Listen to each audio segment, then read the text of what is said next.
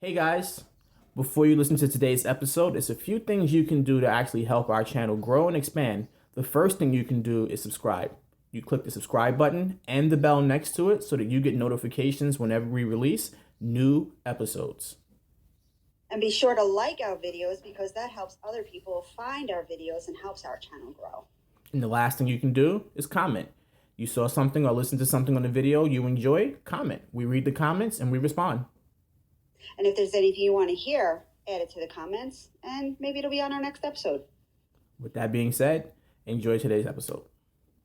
Hey guys, welcome back to the 504 Podcast. I'm your host, Mark. And Erica. All right, she said it this time. I didn't have to introduce her.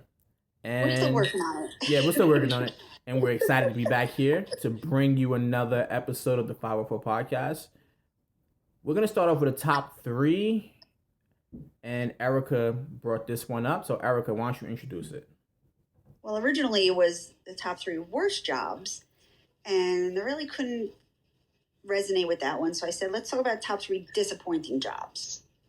So basically a job you wanted and then you started working there and realized this is not anything you thought it was going to be. So that being said, what is your first one? My first job that was very disappointing was ShopRite. I thought it was literally just, I don't have to talk to anyone. I can just grab the things and go boop, boop, boop, boop. Tell them the price, they pay, and then they leave. Little did I know that people go to ShopRite in some of the most funky moods. Oh, really? This price isn't right, or y'all wrong, or oh, last time I was able to get this juice on Wick, and it's like, it's the system. What do you want me to do? And there's nothing worse than when they put you on like the last register. Like it's like register 1, register 2, register 3, usually express. Yeah. All the way down to like register 21. Everyone lines up at register 21. So when they put me on register 21, my line is always around the corner. And then the person that registered like 12 has no one. They're just sitting there just talking and laughing. I started getting... Did you check out faster? Like check people out faster so you can get your line down less? Or did you just continue at a steady pace? No, sometimes you would think that were the case. But as you move someone faster and somebody sees that your line is moving faster, they just line up behind you. Or there's always someone who wants to use a double coupon and the coupon didn't double. Or they're trying to finagle or flim-flam. Someone flim-flammed me for $20. You know what that means when they flim-flam you? Yeah, they got over on you. Yeah, but it was like scientific how he flim-flammed me. He was like, "Oh, can I get change for $20?" And then it was like, "Hey, look here, I got $100 here, and then I'm gonna take this, and then that's yours there, and this is mine here." Oh, and he overtalked me he overtalked 19-year-old me so much. I was like, "All right, sure, sir, no problem." I got a C in algebra. And he wound up getting money out of me. I had to go on cash control, and that's when you have to stand there while they count your register. And then people, they shut your line down, and you're all embarrassed. One of the last stories before I let you get into it, I remember working on the express line, and I worked at the ShopRite in Jersey City, that's downtown. Yeah. And I used to like working on express because people would only come like just a few items just to get in and out. So I would, swipe it, bag it while they pay. And one lady walked out with her food and didn't pay. And I'm calling the person because I swiped it so fast, and then I told her the price, and I just like turned around to kind of just like look around just to see, what was going on behind me. And she just left. She grabbed her bag and just walked away instead of like using the pin pad to pay. And I'm calling the girl at the front end who's like on her phone and playing with her hair. I'm like, Desiree, the lady left with the cake. And she comes over, not listening to me calling her and telling her why I'm calling for her. You know what she says when she comes over to me? What? What do you want? I said, I just told you what I wanted. The lady she's in the parking lot somewhere. Go get her. And then she goes, and no, the lady was gone with that pound cake. Oh, wow. Freaking $10 pound cake. And I had to put that in as a loss. And guess what happened? Back on cash control.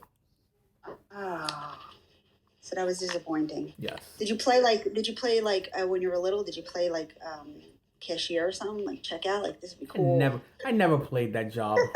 I never played that job. Oh gosh, it's so funny. What you do as a kid, you think it's so cool, and it's real life hits, and you're like, yeah, no. So, my one of my disappointing jobs was the advertising agency. The public relations agency.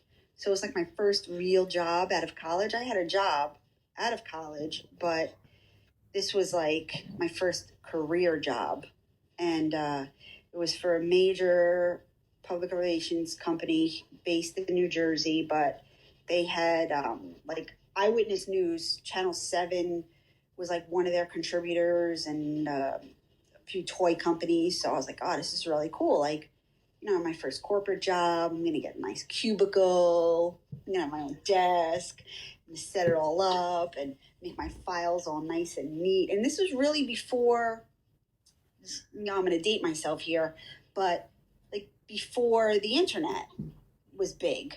So, we had computers at our desks, but we didn't have an internet per se. We had to go to another place to go search up things within the company.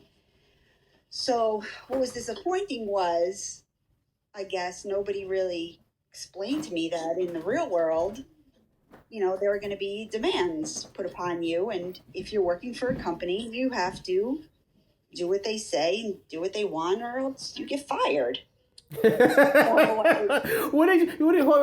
Wait. So no one told you that you'd have to do things for the job? I had like 5 different bosses, and it was like literally they didn't speak to each other, so they each gave me 5 different tasks, and I was like, well, my lunch is from 12 to 1. They're like, lunch?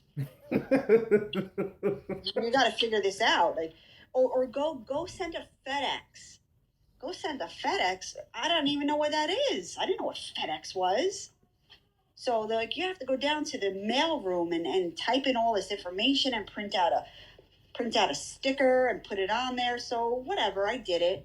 And the next day I got my ass reamed out because FedEx picks up at 7 and I didn't finish the packing until 8 o'clock. But nobody told me. So like I felt like there was no direction. So I had this whole idea in my head, oh my God, public relations, it's going to be so cool. I'm going to rise up through the ranks. And then one of the girls I was working with was like, told me, she goes, either you make it or break it. She goes, that's it. She goes, guess, our turnover here is great. We can get people to come in and take your job tomorrow. I was like, oh. Those high turnover jobs, man, you're never valuable. Like they had like fax blasts that we had to do, but they never explained anything. It was like, here, do this. And I don't know. It totally like killed my whole perception of corporate. Is the company still there today? Oh, they're still there today. They're right on Route 3, and now the man owns the building, the MWW group. Are they hiring? I don't know. I'm not going to go back. Shoot, I can work there for about a month. Tell somebody off and then leave. I remember one night it was like 6 o'clock, and I said I might have an appointment, and she goes, the one lady sitting next to me was like, a word of advice, you don't have a personal life here. I'm like, what? What do you mean you don't have a personal life? Like, when does your day end? She goes, it ends when you leave here, and that's it. It could be any time. And being corporate, you're a salaried employee, and I thought it was like the coolest thing, like, to be like the administrative assistant to like the big wig in the company. I was like, I want that job.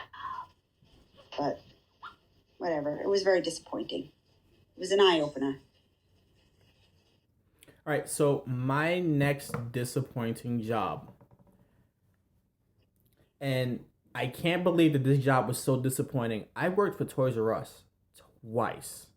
And I quit twice. So the first time I worked for Toys R Us, this is the one that was on 440, and they were converting. Remember on 440 they had the Toys R Us, and then they had the Babies R Us, and It were 2 separate stores. Yes. Well, apparently they decided we're just gonna merge it back into one store to save some money. Okay. And it was this young girl just bossing everybody around, not really giving anyone directions. We had to build things. And I'm like, this Mm-hmm. is really not fun. I want to work in the daytime with the people who get to, sell toys. I want to sell toys, play with toys, suggest toys to people. That's what I thought the job was. No, this Exactly. was this was overnight working, building structures, carrying boxes. I'm like, what? So I'm gonna tell you the moment I quit the first time. Okay. So if anyone knows me, they know that I'm really the things that scare me. I do the most research in, and I'm afraid of spiders. So what do on YouTube? I watch spiders. I watch them. I learn about them. I want to learn Funny. everything about them so that I can know if I'm in danger, if I'm not in danger. What do I need to know? And So I'm even the pretty tiniest of spiders. all of them. I want to know about all of them. If there's a video on a spider, I want to know about it. Okay.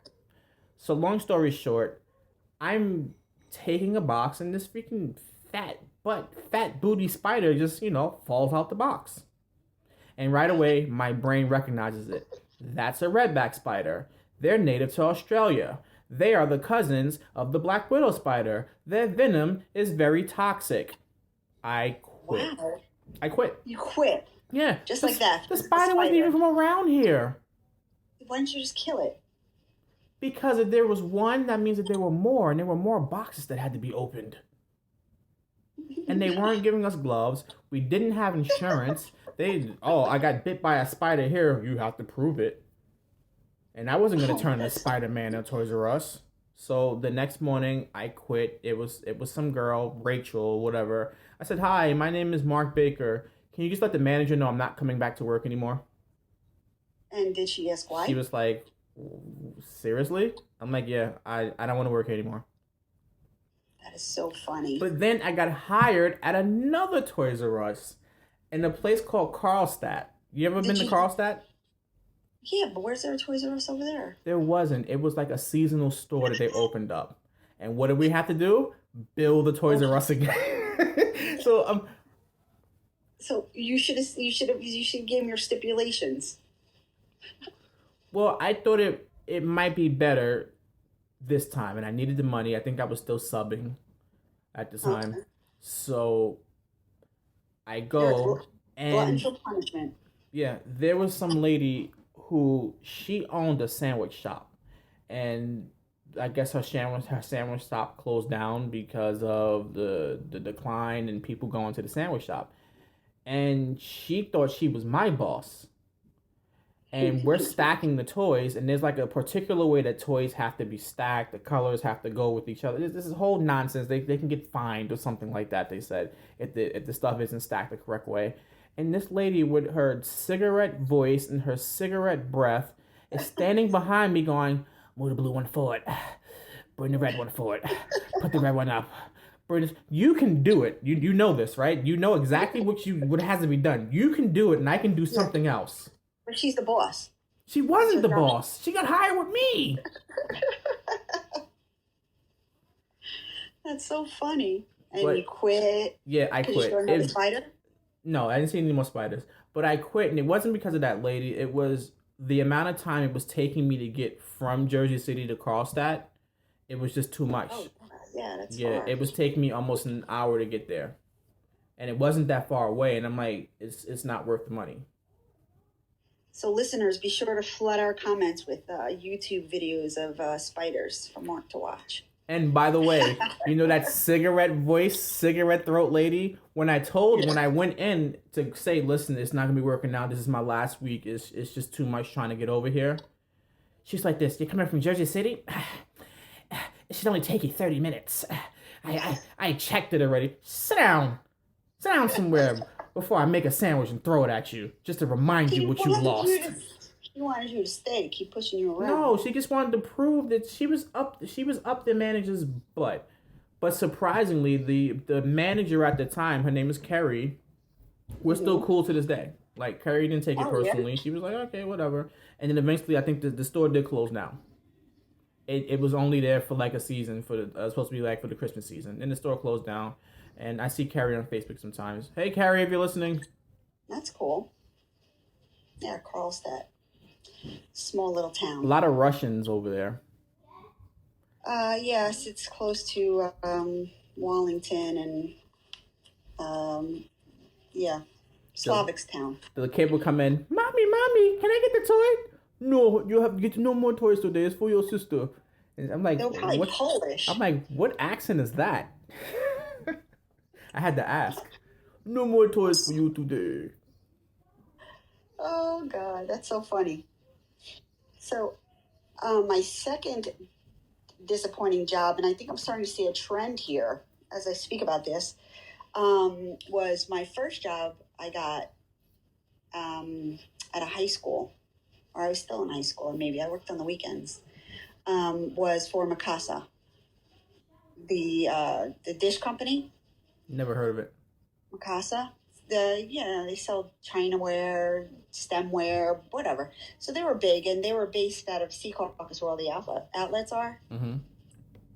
So I thought it was really cool, and working in the store, I get to work on the register, and if anyone knows me, counting money was my thing. So I was like, oh yeah, I'm gonna be on the register, and this is gonna be cool. I'm gonna be ringing people up, and then all of a sudden, it was like, oh, they're gonna give me like the change to make it a whole dollar or whatever. Oh. And I was like, what? So in my mind, I started to speed it up. I would quickly get the change. Oh no, close the drawer. No, forget it. Here, you got it. Just move on, keep moving. So it was fun at first, and then they're like, oh, we're gonna move you to the floor. I'm like, oh, okay, cool. Now, anyone who knows me knows that I need to have a lot of structure in order to be productive. So being on the register, there was structure. You were busy all the time. Moving to the floor meant I could, I don't know, pretend that I was busy behind these big, tall structures in the store. Oh, yeah, I'm stocking shelves. And then it came to the point where I was like, okay, now we had to put those little sticky skew things on every item we pulled out of the box. So now I'm unboxing things, getting dirty, getting cardboard cuts on my fingers. And I don't know if I messed up once or whatever, but my boss, she was like, I'm going to call your mom. I was like, what? What? Yeah, she was like, I'm going to call your mom. And I was like, what do you mean you're going to call my mom? Like, I have this job. And I don't know if she was like trying to scare me or whatever, but I was just like, you can't call my mom. I'm 17 years old. Like, what is she going to say? So it worked out for a while, but I don't know. I guess working in the store on the register was more fun than being the stock person. But the stock people got more money. Yeah, the second I worked at ShopRite, if I if I worked in the frozen department, I made more Yeah. money than if I were on the register. Yeah. One day they had But me out there pushing carts. I gravitated more towards the friends that I made, and we would be talking, and you know, oh yeah, it's taken me 4 hours to unbox like 12 pallets, even though they were like, it should only take you two. All for the money. Yeah, exactly. I was trying to just put I thought it was gonna make like a coin, like a bling, but it didn't make a coin. It made the coin like you're putting it in a machine. Whatever. Well, I guess it's a horror. Yeah, there you go. All right, my last job that was very disappointing. Wow, that is really long. Stop it. Stop it now. GameStop. GameStop. GameStop. And I'll tell you why GameStop. They literally threatened you with Oh yeah. making sure that you sold that discount card and you got games, like you had to pre-order games. Oh, your pre-orders and your discount cards have to be up, otherwise you won't get ours. And I'm like, but the people already have them. What do you want me to do? And nobody needs to pre-order a game because there Yeah. are plenty of games when they come out. Like, what do you want me to do? If they say, if I ask and they say no, now what? What do I do? Is Jim from So, corporate going to come down here and let me have it? so it's not necessary to pre-order a game. No, you don't have to pre-order a game. Games are Is my readily daughter? available. The pre-orders work. It's almost like a guarantee that you're going to come back and buy the game from them. Yeah, I That's know. I all. mean, we only buy them from GameStop, but my daughter's like, you have to pre-order. You have to pre-order. It's gonna sell out. I'm like, oh God. No game. There are no games that are selling out. Now, game systems might sell out, but the Oh, games don't sell out. oh, okay, Well, okay.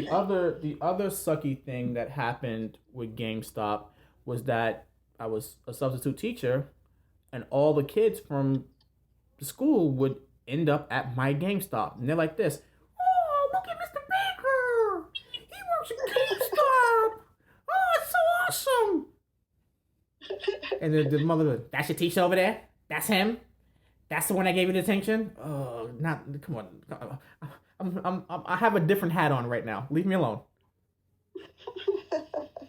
And there was this one time when I worked an overnight GameStop. But it wasn't really overnight. It was a midnight release. That's what it's called. Midnight release. Oh, And okay. the game would come out at midnight. And there would be a line of people around the corner waiting for the Really, game to come out. really. Long story short, some guy just did not want to wait for his turn in line. He goes, excuse me. No, absolutely not. I am not waiting on this line. So I put my arm out and go, sir, you have to wait in the line. Don't you touch me. Get your hands off of me. I'm like, sir, I'm not touching you. My arm is out and you're repeatedly walking into my arm. What made it worse was I looked over to the manager because I put my arm down. I'm like, listen, I'm not playing with you. I put my arm down and he walks over to the counter where the manager's like ringing out the games. And I look at him saying, yup, he's gonna say, no, sir, you have to wait outside like everyone else. You know what he said? What? Did you order it for PlayStation or for Xbox? And he rang the guy up. So now the guy gets his game and he walks back out, excuse me. And he leaves. And I look like, are you serious? And the manager tries to blow it off. He's like this. Wow, that was a little crazy. I'm like, shut your mouth. You said nothing while he was here. I don't want to hear anything about it right now. And you'd be surprised how many people line up for the new Madden. I don't know if they still do it now, but like the line for the new Madden was always around the corner. Oh, it was ridiculous. No, I'm not a gamer, so I wouldn't know much about that stuff.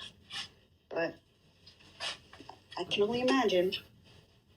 We used to do that for concert tickets, have to line up. Well, I We don't want used to to line up like for sit there anything. and buy them. The last thing I thought I was going to line up for was a pair of sneakers, and I said, I'm too old for this.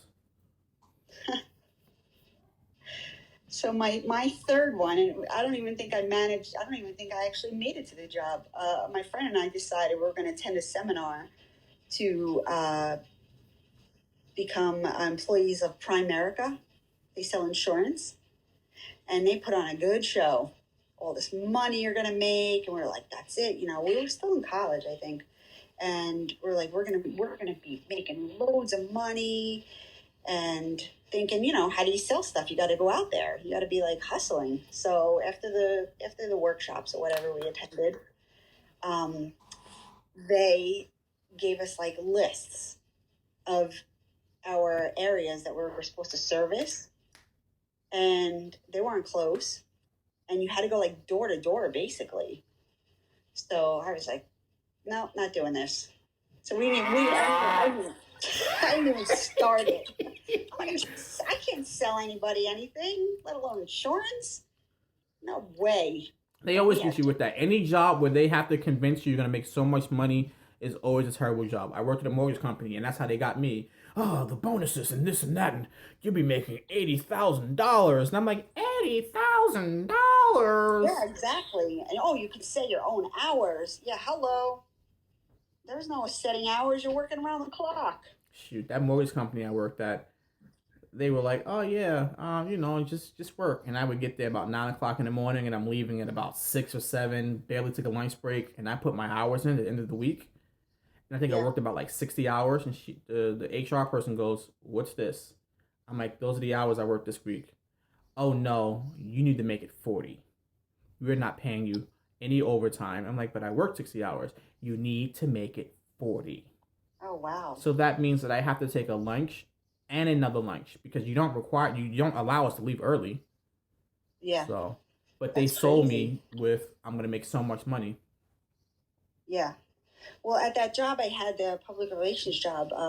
Every employee is billable to the client. So my hours say would be like $25 an hour billable to the client. So anything and everything you did, you had to log it. So if you took 20 minutes to research something for a client, that was a log. So I was like, so not only are you doing your job, at the end of the day, you have to remember what you did and how much time it took. It was a lot of work. I wasn't interested in that. I think I see a trend here. I want a lot for less. So, Erica, I don't know if you've noticed the rise of Karen on the internet.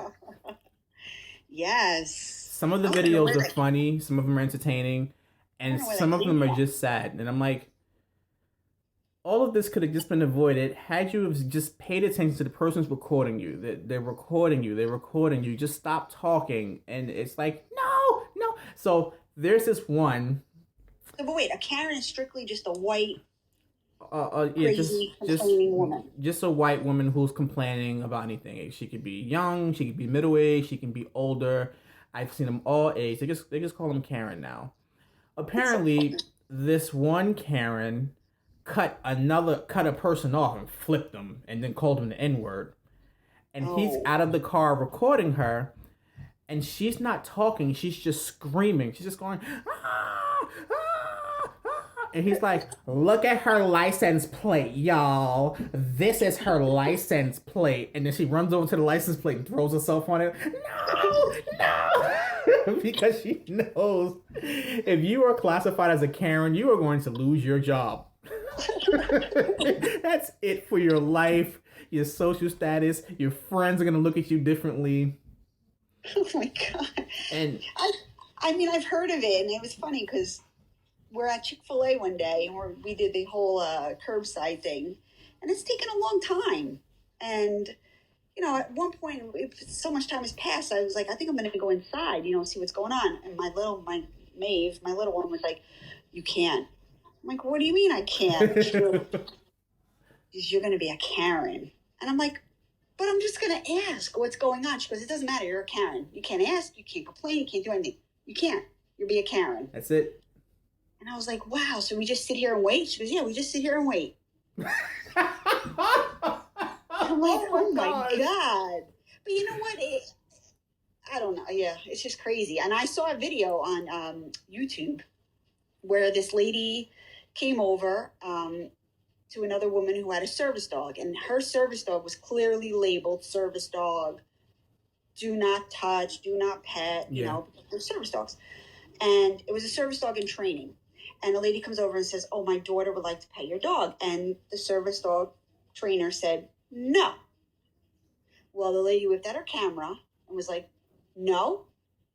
You're gonna disappoint my 3-year-old daughter and tell her no, she can't pet your dog. And the lady's like, no, you can't pet it. With your dog, if it's a service dog, it needs to have signs. You need to let people know. They were like, this sign. They literally guided her hand with her phone. It was like this sign, this sign, this sign, this sign. Like they all say, service dog, do not touch. Why wouldn't she delete the video after that?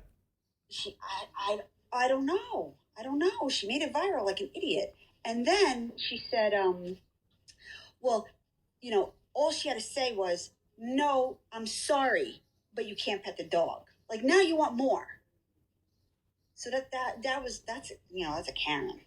Now you want more. I met my first Karen at Menlo Park Mall. I was in the food court. Oh, I'm sure the whole mall's full of Karens. We're all in line for the little, Thai food. You know how the food is already prepared. They just have to put it in the shell container and ring you up. Well, apparently she thought that they weren't working fast enough. So there's a person in front of me who's paying at the register. My food is already prepared. I'm waiting, and she's after me. Yeah. And I guess she thought it was taking too long. So she goes, excuse me, what is going on here? Just take my money so I can go. Just take my money. And she's like holding up the $10, waving it in the guy's face. And they all stop working just to prove a point. And I'm like, I didn't do anything wrong. You just ring me up, just make her wait. Like when I tell you, Erica, that after they rang up that person who was already at the register, Yeah. They decided to stock the sodas. They put Oh more no. napkins up. They started to stir the little mango chicken. I'm like, oh my gosh, lady, you're messing it up for us all. Be quiet. But I think it's just these people's expectations are so unrealistic these days. It's just, and that's where it comes from. Like, the world is not at your feet. I think I don't Karen know. is the new angry black lady. Like, I feel like even if something isn't right, my order isn't right, or at a restaurant, I don't ever want to say, no, it's not right. I feel bad. No, if I your feel order's bad. not right, your order's not right. There's a way to say it. Yeah, I know. There's a way to say it, but I also feel like, yeah, it's good. Like, how's your food? It's good. No, not really, but I just don't want to say that. No, I don't I know. think from working in a restaurant, I think if you say, "Hey, listen, I ordered this and it's not there," something like that, I think people are pretty respectful. Um, if they know that the order was incorrect, oh, let me go get that for you because I've gone Yeah. back there and went to the kitchen like, "Hey, stupid, why you put barbecue sauce on this? You're gonna mess up my tip. Make it now." So Yeah, like, I get it's it. the Karens, the impatient ones. I don't know. I think they need to put themselves in other people's shoes. Or just realize that when you're being recorded, to just stop doing stuff. And you know what? It might not even be the person they're talking to recording. It's someone standing all the way to the right or the left of you, far away. I remember when I lived right around the corner from the school in Rose. Uh-huh. And it was a lady who lived downstairs from us. And there was a couple of kids. I was getting them a pair of sneakers. And I said, just wait right here on the porch. I'll be right back. I went upstairs and grabbed a pair of sneakers. And within literally the 30 seconds I was upstairs, the lady who was downstairs came outside and started yelling at the kids because I guess she didn't know why they were there, or they were like they banged on the railing or something like that. And Yeah. she's yelling, and I'm trying to diffuse the situation. And right away, I look across the street. There's like three people standing there with their cameras out, and I'm like, I'm ending this conversation now. I told the boys, "Here's the sneakers. Go. We're done." And I just went upstairs because the moment anything looks remotely interesting, you have to assume someone's gonna pull their camera phone out. Yeah, I know. That's the It's world we live in. crazy. We've looked at people fall on train tracks, and instead of helping them off the train tracks, the first thing they did was pull out their camera phone. I couldn't imagine doing that. I mean, I'm grateful to have grown up when I did then. There's no recording of it. Can you imagine like that person's YouTube channel? Yo, check it out. Somebody got killed by a train. Like and subscribe for more videos like this. And it's out there, though. I know. Those videos are out there. That's crazy. Erica, what would you go back and tell your 20-year-old self? Not to care so much what people think or say, not to take it so personally, not to internalize it, and it's not worth it, But that's me. I would tell my 20-year-old self, there's more money out there than Chili's. Then what? Chili's, Chili's? the restaurant Chili's. I thought Chili's was it, man. I thought like, oh, the Chili's. I just made $75 tonight. I feel like I missed out on a lot in my teenage 20-something years because I was always hesitant for fear of judgment or, I don't know. And now it's just like, whatever. You live and you learn. You watch anything on TV? Yes, I'm watching the Dirty John series, Betty Broderick. By the way, my wife, Charlize, if you are listening, yes, Dirty John, you've watched this show. Yes, you've watched it. I've watched you watch it. Well, so yeah, I know of Dirty John. The first Dirty John was about a man. His name was John, and I guess they went with the series now, like true crime. So, and if you heard our last episode, I love my true crime. And this one's about Betty Broderick, and you don't know who she is. Google her. She's the one who makes the cakes, right? No, that's Betty Crocker. Sorry. Yeah, Betty Crocker.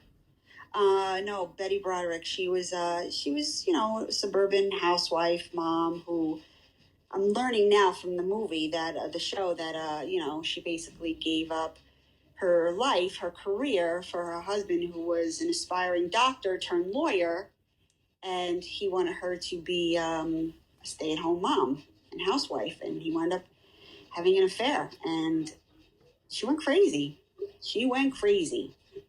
And she did some messed up stuff. And in the end, she wound up killing him and his wife and his girlfriend. Like, went into their home and shot them both dead. And this is on Netflix? I think it's on TNT. Ooh. TNT. You know, when I was younger, my mom would make me watch Lifetime movies as a punishment. She's like, come in here and watch this movie with me. Like, I would do something. Come sit down and watch this movie with me. But was it punishment, or she just wanted you to sit next to her so you don't get in trouble again? I would do something, and I would be punished by having to sit next to my mom and watch TV with her. Crazy, right? And I saw one movie. This lady hit the guy with. Did you ask her that now, though? If you asked her that now, would she answer that? When she listens, she'll hear it.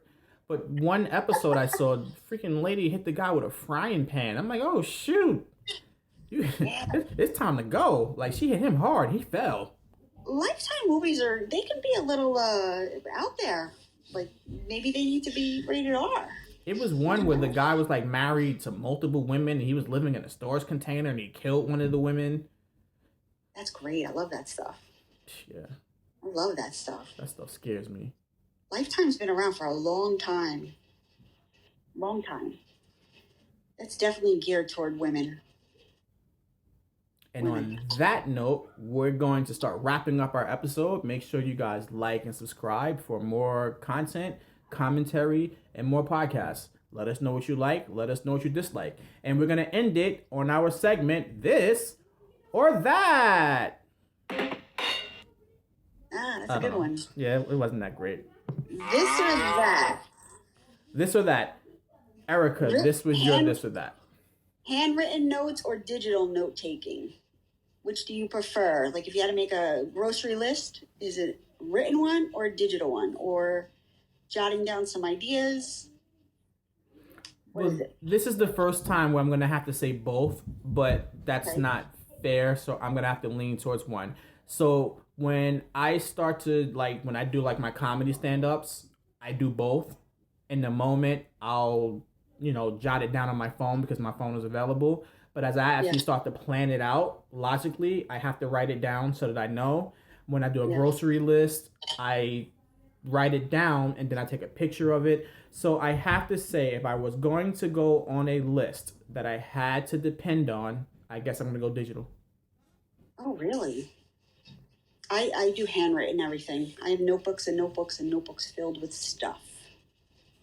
Just stuff. Sometimes my hand doesn't work the way I want it to, and it's like I'm writing, and it's like, bleh, bleh, and then I can't read it back later. See, but when I feel like when I have to type something, I'm more, I'm looking at it more like grammatically correct or whatever. So, like, if I'm jotting down ideas for my blog or I'm starting to write for my blog, I have to handwrite it.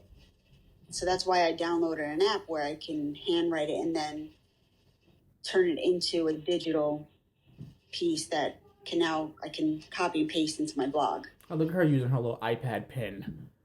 Yeah. So I like handwritten notes better. I mean, and my notes are scribbled. I mean, sometimes I can't even read them, but I need to write. I don't know. I just like the old-fashioned way. Especially with a nice pen. Plus I lose things digitally. Like, I forget where I wrote it or where I put it, so I don't know. I like pen and paper. All right, guys.